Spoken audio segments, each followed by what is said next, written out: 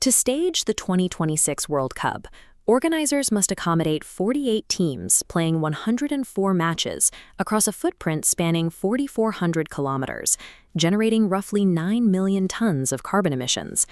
That stretch runs from Vancouver down to Mexico City, dividing the tournament across 3 sovereign nations. Coordinating an event of this physical and administrative size creates a logistical stress test that dwarfs the requirements of any previous sporting event. The catalyst for this complexity was a single administrative ruling, the governing body's decision to expand the tournament roster from 32 teams to 48. Expanding to 48 teams fractured the traditional, localized model of hosting a mega event, forcing the infrastructure to adapt to a different order of magnitude. To prevent the operation collapsing under its own weight, organizers rely on 3 specific interventions: sweeping format overhauls, aggressive stadium engineering, and high-tech sports science. These are the only mechanisms capable of mitigating the environmental and physiological friction that comes with moving thousands of athletes and millions of fans across a continent. The combined weight of the expanded schedule and the multinational footprint necessitates a suite of radical, heavily untested engineering solutions. Initially, FIFA approved 16 groups with 3 teams each to complete the tournament within 32 days. But a 3-team group contains a mathematical flaw. One team sits out the final match day, leaving the 2 active teams knowing exactly what result they need to advance. This creates an environment for strategic collusion, manipulating the scoreline to guarantee both move forward. To protect competitive integrity, organizers reverted to 12 groups of 4.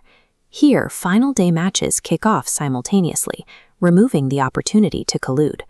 Solving that fairness problem triggered a massive logistical penalty. It inflated the tournament inventory to 104 matches stretched across 39 days.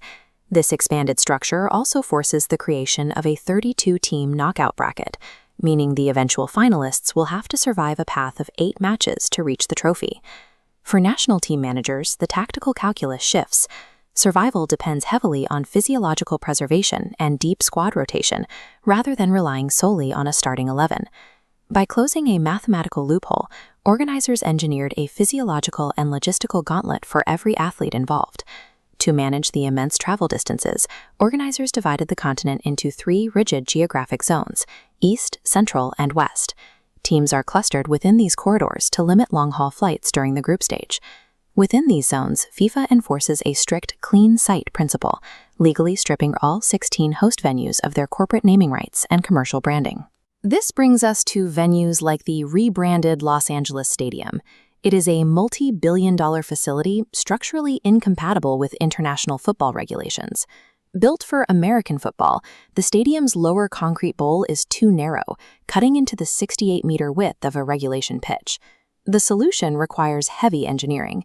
Crews must physically cut out and remove over 400 corner seats to widen the playable floor space. Because the stadium operates with synthetic turf, crews must install a temporary high-grade natural grass surface on top. To align this seamlessly with the concrete padding, engineers are elevating the entire playing field by 30 inches, building an extensive substrate layer underneath. Keeping that natural grass alive beneath a translucent roof canopy that blocks 65% of natural sunlight requires deploying massive LED photosynthetic light rigs across the pitch for 18 hours a day. Every venue requires massive temporary structural modifications to physically force a gridiron-centric facility into compliance with international standards. While modern American venues require temporary retrofits, older facilities face deeper structural challenges. Mexico City's Estadio Azteca is 60 years old and steeped in history. Preparing it to host the opening matches requires a $150 million renovation to overcome decades of deferred maintenance. Engineers are performing complex structural excavation, boring out brand new player entrance tunnels, and entirely relocating the subterranean dressing rooms. They are also tearing up the floor to install a modern hybrid grass pitch, engineered specifically to solve the severe waterlogging issues that have plagued the venue in the past. Moving 90,000 fans in and out of the stadium requires municipal support. The city has had to overhaul the surrounding infrastructure, including procuring 17 new trains for the adjacent Tren Ligero transit system. Whether they are slicing into modern NFL arenas or excavating historic concrete bowls, host nations are taking on massive infrastructure debt before the first whistle even blows. Once the stadiums are ready, the athletes face an immediate environmental threat: severe summer heat waves. This heat map charts the severity of the problem.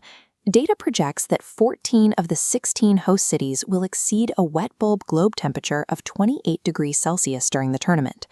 A wet bulb globe temperature above 28 degrees pushes human physiology to the absolute limit. At that threshold, elite athletic performance creates a severe risk for heat illness. To combat this, medical staffs deploy targeted nutritional interventions. Players consume isotonic hydration fluids tailored to match human blood concentrations, allowing for instant absorption.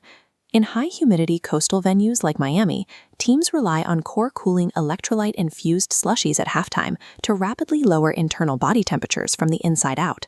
The physical playing surfaces must also survive these microclimates. Many stadiums utilize advanced sub-air under-turf systems equipped with a network of thermal and moisture sensors. During torrential rain, they act as high-powered vacuums to aggressively drain water away. In sweltering heat, they pump cool air directly through the soil to manage root temperature. To track the physical toll on athletes, medical staffs employ generative AI to create one-to-one 3D digital avatars in real time, monitoring mechanical joint strain. Elite human conditioning is no longer sufficient to win. Survival in these microclimates requires real-time algorithmic tracking and aggressive biochemical intervention. The 48-team expansion delivers massive commercial reach, driving broadcasting metrics and television revenue toward record highs. But that broadcasting success contrasts with the socioeconomic reality on the ground. Fans attending in person are facing aggressive ticket hyperinflation. The absolute minimum price for a ticket to the tournament final is a staggering $2,036, effectively pricing out traditional working-class supporters.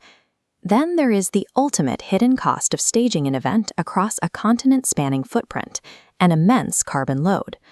This chart shows the scale of the environmental impact. The tournament will generate roughly 9.02 million tons of carbon dioxide equivalent, dwarfing the historical averages of previous World Cups. Of that total, roughly 7.7 million tons are driven purely by aviation emissions, a direct result of teams and fans being forced to fly thousands of miles between distant group stage matches. This footprint is further complicated by the event's corporate partnerships, drawing intense geopolitical controversy over sponsorships with state-owned oil giants like Aramco. Environmental analysts project this specific sponsorship deal could induce an additional 30 million tons of indirect carbon emissions. The 2026 World Cup proves that sports mega-events can be scaled to achieve continent-wide commercial dominance. But its environmental and physical toll exposes the limits of adapting these spectacles to an increasingly warm and resource-constrained planet.